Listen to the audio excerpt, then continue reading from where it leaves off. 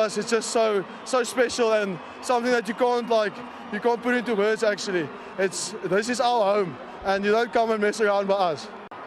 Yeah, I'm lost for words. I think first of all, I just want to thank the whole crowd coming out today. If it wasn't for you guys, we couldn't have pulled this one through. So we just want to thank the fans for coming out and support us. We really appreciate you. And obviously, I'm lost for words. It's a really special game to win against a world-class side like Leinster. Hey guys, welcome back. Just thought I'd do a quick video on Cameron Hanekom. He's been centre of attention of late, and a lot of people talking about him. Had the most magnificent game against Leinster, man of the match, really worthy man of the match. And I'm just going to put up some stats here just to show you exactly how good he was. If you look at these stats, and these come from the URC's website, here we have successful carries, 10. Top player in the Bulls team, and one less than Caelan Doris. Clean breaks, 3. Cameron Hanekom, 1 better than James Lowe. Defenders beaten, 6. 2 better than Ryan Baird. Meters made, 81. And when you think that James Lowe was probably the top guy with 105 for Leinster, and he's a winger, then offloads, 2. And also better than Robbie Henshaw. So you're talking about Irish Test players here. And then look at defence. 18 tackles, 3 more than Josh van der Fleer, and I mean that takes some doing. Let's be very honest. Josh van der Fleer is one of the best in the world. Cameron also did 2 turnovers, 1 more than Dan Sheehan, who's a turnover machine, and 100% success rate. So that sort of brought up the question is, has he done enough for the Springboks? He is, of course, Welsh qualified. I'm sure the Welsh are looking at him. There's been no indication from him or from anybody else that he would consider a Welsh call-up.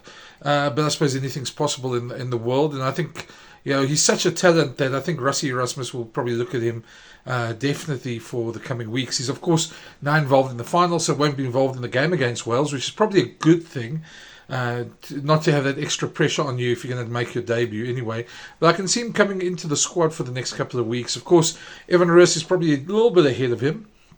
Has had a great season as well, and we expect him to start against Wales.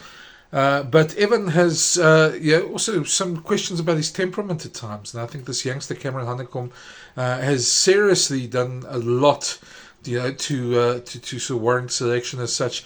Now the question is, has he done enough?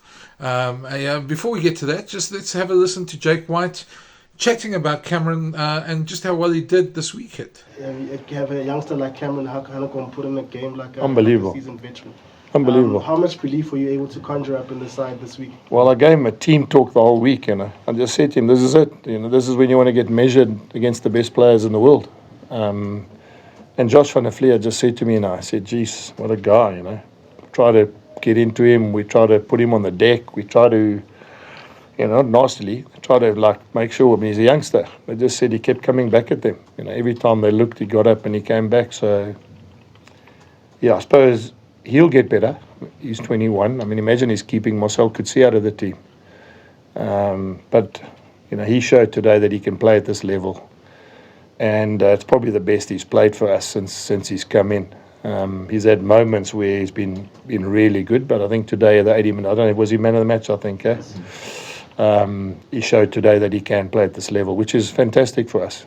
So the question is, has he done enough for selection? Now, the Boks have got a bit of a situation at the moment.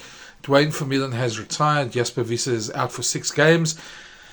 And there is a bit of a gap there. So they've selected Pepsi Buthelezi, Kwagga Smith, and Evan Roos. Now, Kwagga is obviously the incumbent. He's won 2 World Cups. It should be his turn. He should be playing 8. I would be very surprised if he doesn't get a look in at 8 during the season.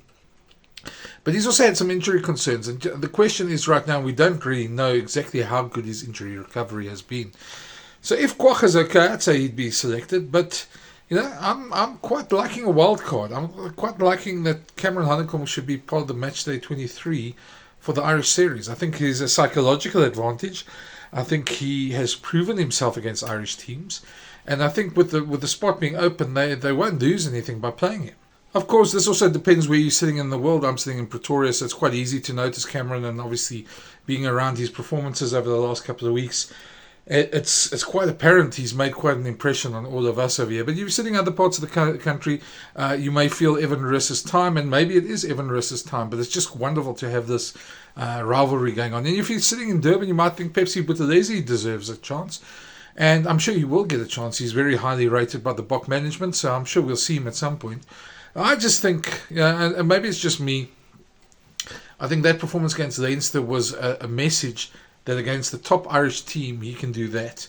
And you heard what Jake said. Josh van der Flier said they tried to put him down a bunch of times, and he just kept coming back with them. If he can do that in the Bok jersey, he's definitely worthy of a Bok jersey.